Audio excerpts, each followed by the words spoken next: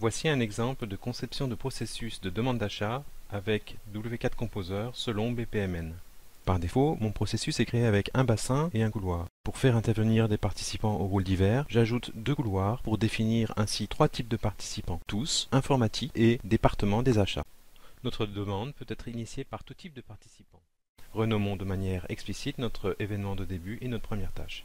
En utilisant les assistants de dessin BPMN, dessinons maintenant une seconde tâche de validation de demande, suivie d'un branchement exclusif menant à une tâche de validation de budget par le service des achats, ou à une tâche de refus de validation par l'informatique, suivie d'un événement de fin de processus pour refus. Côté service achat, si le budget est validé, la requête est acceptée.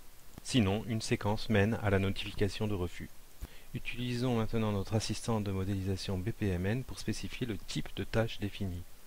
Nous avons trois tâches utilisateurs, c'est-à-dire jouées par des intervenants humains, et une tâche de type service qui envoie un mail pour notifier le refus.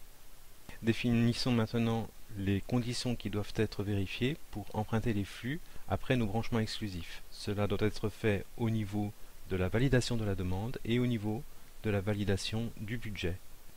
BPMN nous permet également de définir des données. Définissons donc une requête à la sortie de notre demande d'achat qui sera utile lors de la validation et qui sera de type dépôt de données pour persister à la fin du processus. Nous pouvons également créer un objet validation qui lui ne persistera pas.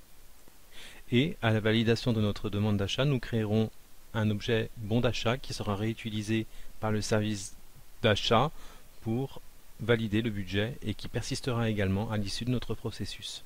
Et un objet temporaire servant à la validation de notre budget, ce qui conclut notre demande d'achat.